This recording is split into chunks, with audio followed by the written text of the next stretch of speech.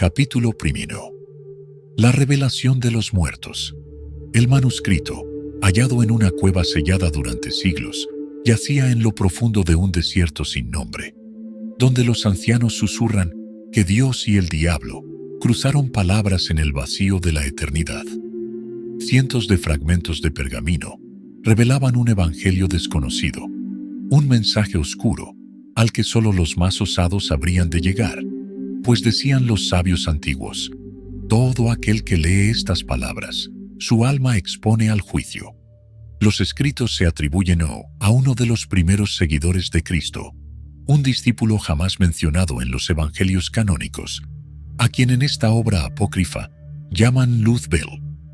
En cada fragmento de este texto prohibido, se percibe la mano de un espíritu atormentado, que se confiesa en cada línea y susurra secretos de cosas prohibidas, de misterios y de revelaciones que habitan los rincones oscuros de la fe. Las palabras parecen rezumar un eco que atraviesa los siglos y se siente como un susurro helado que carcome la conciencia. Y en el séptimo día, Dios descansó, y mientras sus ojos se cerraron, las sombras cubrieron la tierra, y aquello que no tenía forma tomó figura en las almas de los hombres. Génesis, apócrifo 1.7. Esta es la historia de aquellos seres que caminan en la penumbra entre la luz y la sombra, de aquellos que escuchan los ecos de verdades que se han mantenido ocultas a los oídos humanos. Este evangelio relata los nombres olvidados, los pactos sellados en oscuridad y el destino de aquellos que, creyéndose sabios, hurgaron en secretos que no les correspondía conocer. Capítulo 2. El pacto del primer olvido. Muchos han oído hablar de Adán y Eva, pero pocos conocen la leyenda del primer olvido, el pecado sin nombre que desterró no solo a la humanidad, sino a aquellos ángeles que, tentados por la visión de lo prohibido, cedieron su pureza y abrieron un sendero de tinieblas. Se cuenta que Luzbel, el discípulo prohibido, escuchó por primera vez el llamado de aquello que yace bajo la creación misma, una voz que susurraba entre sueños: he visto el fin y el principio, la carne y el espíritu. Tú eres polvo, y al polvo volverás, pero aquel que me siga será eterno en su vacío. Miré, y he aquí un caballo amarillo, y el que lo montaba tenía por nombre Muerte, y el Hades le seguía. Apocalipsis 6:8. Aquí yace el pacto, en un lugar donde la oscuridad es absoluta y las sombras se entrelazan hasta tejer un abismo interminable. Luzbel prometió lealtad a aquello que jamás conocería redención. La promesa se cumplió, y desde entonces vagan entre nosotros los herederos de este pacto, las almas que pertenecen a un reino que no es ni la tierra ni el cielo, sino aquel plano donde residen las almas perdidas. Capítulo 3. El Evangelio del Hades. Luzbel no estaba solo en su búsqueda. Su camino lo llevó hasta los recovecos del Hades, donde aquellos que habían muerto sin nombre o sin descanso aguardaban, prisioneros de las mismas sombras que los devoraron. Allí se dice que fue recibido por una figura sombría, un ángel caído, que habitaba en las grietas entre la vida y la muerte. Y la tierra estaba desordenada y vacía, y las tinieblas cubrían la faz del abismo. Génesis 1.2. Aquellos textos revelaban una descripción que congelaba el alma. El río negro, donde las almas flotaban como sombras de polvo, inmóviles pero conscientes.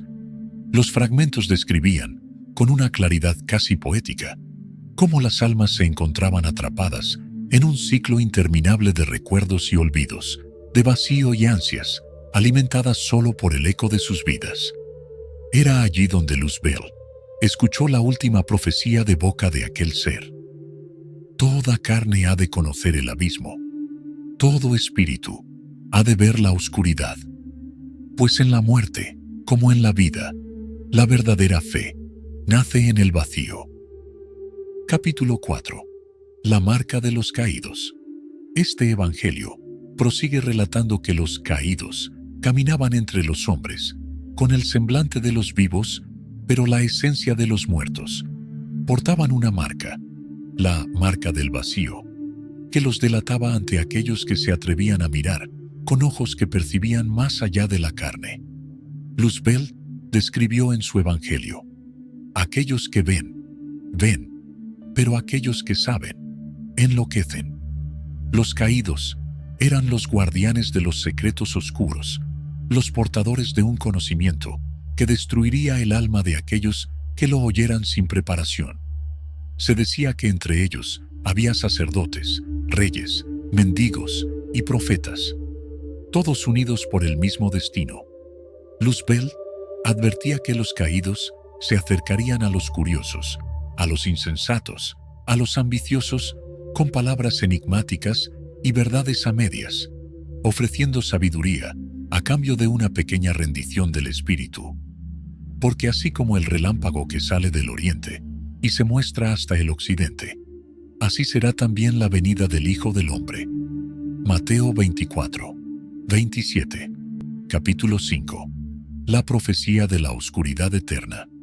El último fragmento del Evangelio de Luzbel está cubierto de símbolos extraños y advertencias cifradas, como si fuera un acertijo que solo los poseedores de un conocimiento prohibido pudieran descifrar.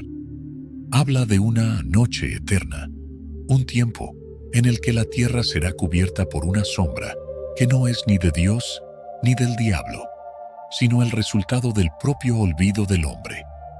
Y serán las estrellas del cielo, y el sol y la luna apagados, y la tierra será entregada al silencio. Evangelio de las sombras, 12:33. Esta noche eterna, según se dice, será el juicio final de las almas, el día en que las sombras reclamarán lo que les pertenece. En este juicio no habrá voz, ni llamas de perdón, solo el frío absoluto de un vacío que lo consume todo. En esa última noche, los caídos se levantarán, reclamando los espíritus de aquellos que, por curiosidad o ambición, se alejaron de la fe verdadera. No os engañéis, Dios no puede ser burlado. Todo lo que el hombre sembrare, eso también segará. Gálatas 6:7. Epílogo. La advertencia final. El lector que llega hasta estas últimas líneas debe saber que ha traspasado un umbral peligroso. Los rumores dicen que aquellos que leen el Evangelio de las sombras empiezan a sentir una presencia. Algunos dicen que es Luzbel mismo, quien desde la penumbra espera pacientemente por aquellos que se adentran en su Evangelio. Otros creen que es la sombra de su propio espíritu, que al contemplar lo desconocido empieza a desvanecerse poco a poco. La advertencia final en el Evangelio reza: la verdad de la oscuridad no es una respuesta, es una pregunta que jamás debió hacerse. Para aquel que busca conocer los secretos del vacío, el riesgo es claro. Este Evangelio no ofrece salvación ni consuelo, tan solo una mirada a lo que yace más allá de las sombras, en un lugar donde solo los olvidados encuentran descanso.